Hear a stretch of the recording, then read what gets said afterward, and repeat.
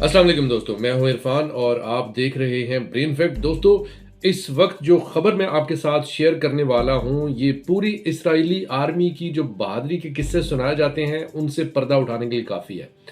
Israeli army की एक पूरी की पूरी ब्रिगेड ने वाज़ेह तौर पर कह दिया है कि हम हमास से नहीं लड़ने वाले। और ये हमास से पहले दरअसल यही फौज, यही ब्रिगेड्स की मैं बात करने वाला हूं, जो कि आपको बताने वाला हूं, ये पहले उससे लड़ चुकी है। लेकिन ये कहती है कि हम दोबारा हमास के साथ नहीं लड़ेंगे। हम दोबारा, हमें बेशक, उन्होंने वापस जाने से इनकार कर दिया। उन्होंने कहा जी कि हम नहीं जाने वाले।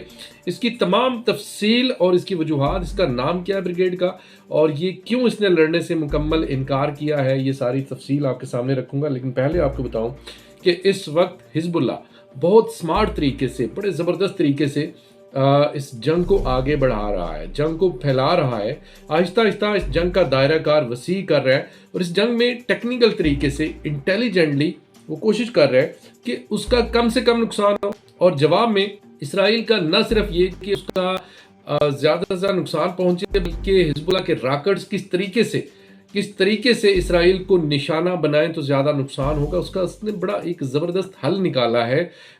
इसमें मैं आपको भी थोड़ी देर बाद आपको एक टीवी शो पे, लाइव टीवी शो पे, जब ये एक रिपोर्टर रिपोर्ट कर रहा था, तो जब रिपोर्ट कर रहा था तो उसके बैकग्राउंड में, उसके पसे मंजर में वाज़ेह तौर पर नजर आया कि हिजबुल्लाह ने रॉकेट्स फायर किए हैं और उन रॉकेट्स फायर करने के नतीजे में एक बड़ा इलाका अंधेरों में डूब गया है। वाज़ेह तौर पर नजर आ रहा है कि रॉकेट्स, जो ही रॉकेट्स ने हिट किया है तो उसी वक्त वहाँ पे जो पावर है वो शट डाउन हो गई है और वहाँ पर अंधेरों में डूब गया है ये शहर। और इसराइल बेसिकली, हिजबुल्लाह कर क्या रहा है? हिजबुल्लाह पहले जो उसके आम रॉकेट्स हैं जिनको आसानी से इंटरसेप्ट किया जा सकता है, पहले उनकी बौछार करता है, बहुत बड़े पैमाने पर उन रॉकेट्स की बौछार करता है, जो कि दरअसल सिर्फ और सिर्फ उनका एक मकसद होता है। और उनका मकसद क्या होता है? उनका मकसद सिर्फ ये होता है कि आयरन डोम को एंगेज किया जाए। जो ही ये रॉकेट्स जो हैं ये हिजबुल्लाह छोड़ता है, हिजबुल्लाह इनसे अटैक करता है और कई मतलब रॉकेट्स छोड़ता है, तो उसके बाद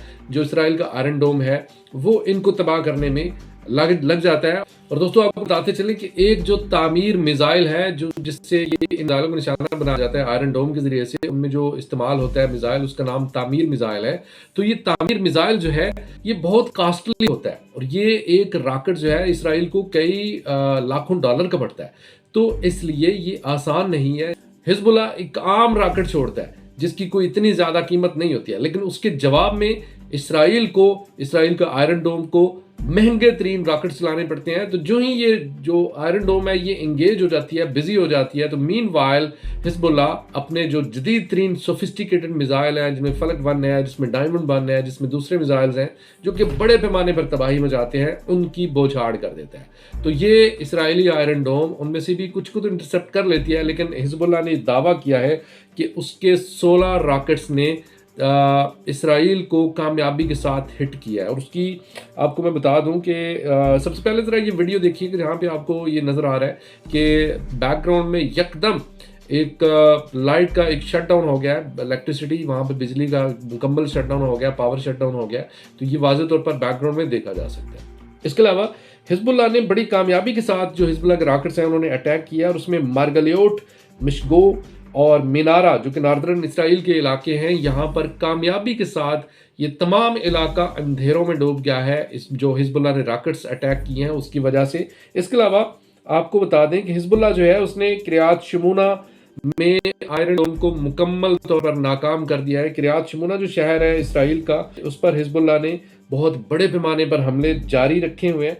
और दोस्तों, इसके अलावा हिजबुल्लाह ने अपर गलीली और गलीली पैन हैंडल, यहाँ पर जो कि नॉर्दर्न इसराइल के इलाके हैं, यहाँ पर भी बहुत बड़े पैमाने पर तबाही मचाई है हिजबुल्लाह के रॉकेट्स ने। और हिजबुल्लाह एक आध शहर को निशाना नहीं बना रहा। दरअसल हुआ क्या है कि जब ये नबातिया और सोवाना जो कि लबनान के इलाके हैं, यहाँ पर इसराइल ने बहुत बड़ा हमला किया, यहाँ पर एयर स्ट्राइक्स की और इसके नतीजे में सिविलियंस की शहादतें हुई। तो इन शहादतों के बाद हिजबुल्लाह ने ये अहद कर लिया, उसने इसराइल को पहले तो धमकियां दी और धमकियां देने के बाद उसने इसराइल पर बहुत बड़े पैमाने पर हमलों का सिलसिला अभी तक जारी रखा हुआ है।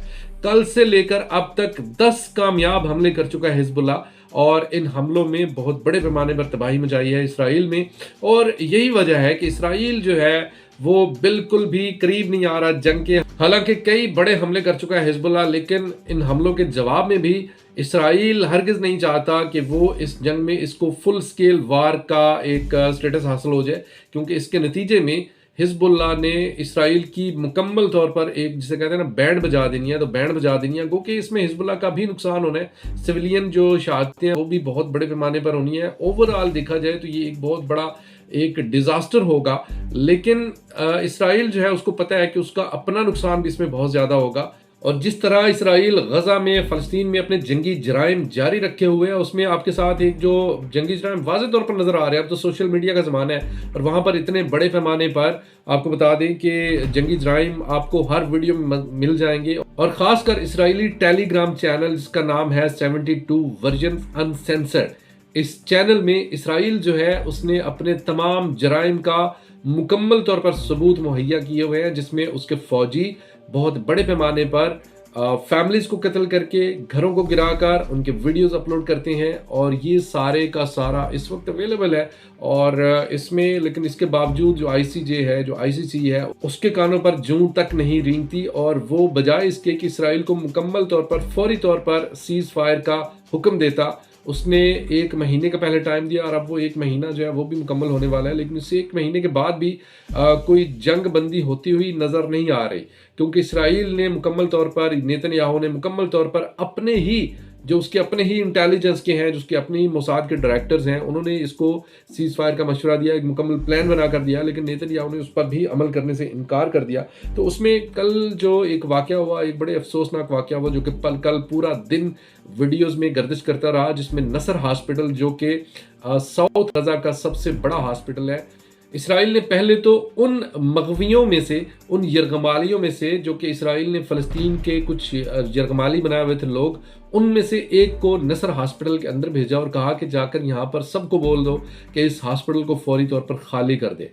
जब वो उनको अपना पैगाम दे चुका, जब वो उसने इसराइल का पैगाम वहाँ पर पहुँचा दिया, तो उसके बाद क्या हुआ? उसके बाद दोस्तों उसी जो यरगमाली जिसको वहाँ पर भेजा गया था, सबसे पहले इसराइल ने उसको कत्ल किया, उसको शहीद किया। उसके बाद दोस्तों क्या हुआ? उसके बाद उन्होंने नसर हॉस्पिटल को खाली करवाना शुरू कर दिया और एक और घिनौना खेल खेला गया वहाँ पर।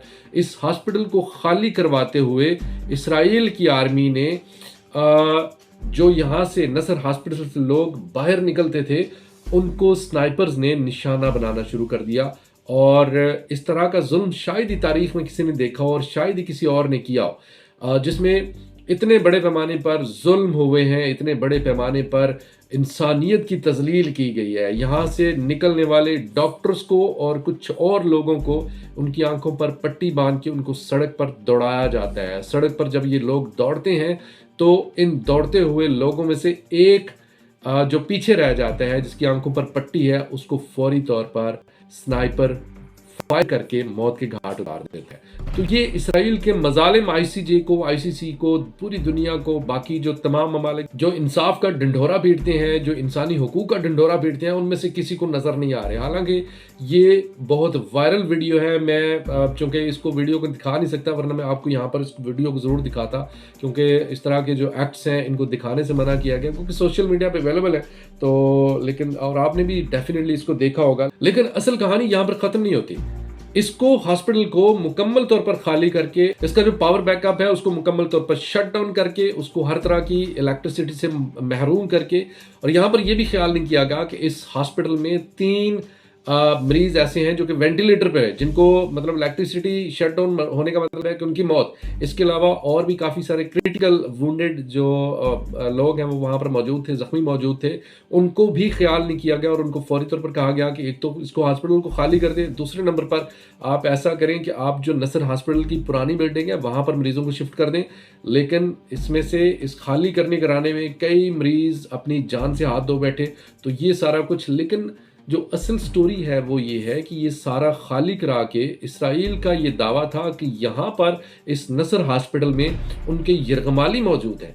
लेकिन आईडीएफ का स्पोक्स पर्सन हंगारी खुद इकरार करता है, ये सारे काम करने के बाद, नसर हॉस्पिटल को खाली करने के बाद, मुकम्मल तौर पर उसको मलिया मेड करने के बाद, चीज़ों को, लोगों को मारकर ये ऐलान करता है कि यहाँ पर अभी तक कोई एविडेंस नहीं मिला जिससे हम कह सकें कि यहाँ पर हमारी यरगमाली मौजूद है। तो बेसिकली इस वक्त इसराइल मुकम्मल तौर पर इंसानियत की तज़लील कर रहा है और वो सारे के सारे काम कर रहा है जो कि समझ नहीं आती कि कोई इंसान इस तरह के काम कर सकता है। और इसका जो एक फाइनेंस मिनिस्टर हैं वो और एक उनके एक और नुमाइंदा हैं पार्लियामेंट के, कनेस्ट जिसे कहा जाता है, उनका नाम है ओफीर सोफेर, और जो फाइनेंस मिनिस्टर हैं बेजालील स्मोट्रिच, उन्होंने एक इंतहाई, जिसे कहते हैं ना कि इंसानियत के नाम पर धब्बा है, तो उन्होंने एक और बड़ा बयान दिया है। उन्होंने कहा है जी कि गजा में कोई भी जीरो, कोई भी शख्स जिसकी उम्र 4 साल से ज्यादा है, वो सारे के सारे मुस्तहिक हैं कि इसराइल उनको सजा दे, उनको स्टारवेशन से मारे और उनको गोलियों का निशाना बनाए। तो ये सोच पाई जाती है इसराइल के मिनिस्टर्स में, और उन मिनिस्टर्स में जो कि पूरी दुनिया जिनके साथ तस्वीरें खिंचवाने पर, पूरी दुनिया जिनके साथ दोस्ती रखने पर फ़ख्र महसूस करती है। तो अब पूरी दुनिया से उनका, चूँकि इसराइल का काफ़ी सारा जो चेहरा है वो नुमाया हो चुका है, तो पूरी दुनिया, अब काफ़ी सारे लोग जो है उनसे पीछे हटना शुरू हो गए हैं। गो कि हुकूमतें अभी भी इसराइल के साथ हैं, लेकिन हुकूमतों के जो उन ममालिक के लोग हैं वो अब इसराइल के साथ, उनके साथ पीछे हटना शुरू हो गए। और एक और न्यूज़ आपको दे दें कि यहाँ पर जो मगरबी ममालिक से, चूँकि मगरबी ममालिक में इन लोगों से, इन इसराइलियों से अब नफ़रत का इजहार बाकायदा से लोगों ने करना शुरू कर दिया है। और लोग जो हैं वो इस वक्त यानी इनसे इतनी नफ़रत करते हैं कि ये लोग इन ममालिक को, जिनमें फ्रांस है, बरतानिया है, अमेरिका है और कनाडा है, ये ख़ासकर इन ममालिक में से यहाँ के जो यहूदी हैं वो इस बात को तरजीह दे रहे हैं कि वो बड़े पैमाने पर इसराइल आ जाएं और यहाँ पर आकर ज़िंदगी बसर करें, क्योंकि इनको यहाँ पर नफ़रत का निशाना कोई नहीं बनाएगा, लेकिन इनको वहाँ पर निशाना बनाया जाता है नफ़रत का, लिहाजा ये लोग वापस आ गए। अब ये जो, जिनका मैंने आपको नाम लिया है, जो कि कनेस्ट मेंबर हैं, ओफीर सोफीर और इसराइली फाइनेंस मिनिस्टर बेजालील स्मोट्रिच, इन्होंने इन लोगों को जो कि पूरी दुनिया को छोड़कर यहाँ पर आ रहे हैं, इनके साथ 2 वादे किए हैं। नंबर 1 तो ये है कि इनको माली इमदाद दी जाएगी, इनको कहा जाएगा कि आपको हम मुकम्मल तौर पर माली इमदाद देंगे, और इसके अलावा इनसे वादा किया गया कि इनको वेस्ट बैंक में, नॉर्थ इसराइल में, साउथ इसराइल में इनको घर लेकर दिए जाएंगे, इनको ज़मीनें मुहैया की जाएंगी और इनको यहाँ पर बसाया जाएगा। तो दोस्तों इस वक्त ये कुछ हो रहा है और इसराइल ये कुछ कर रहा है। इसके अलावा रफ़ा में सूरत हाल बहुत ख़राब है। हौसियों के मुतल्लिक एक बड़ी अहम जो उन्होंने ऐलान किया है और जो उन्होंने कामयाबी हासिल की है, उसका जिक्र मैं अगली वीडियो में करूँगा। अभी तक फ़िलहाल इसराइल फ़लस्तीन जंग के तनाज़र में फ़िलहाल यहीं तक, और वीडियो के मुतालिक कमेंट सेक्शन में राय का इज़हार ज़रूर कीजिएगा। वीडियो अच्छी लगे तो वीडियो को शेयर करना मत भूलिएगा, और हमारे फेसबुक पेज और यूट्यूब चैनल को सब्सक्राइब कीजिए।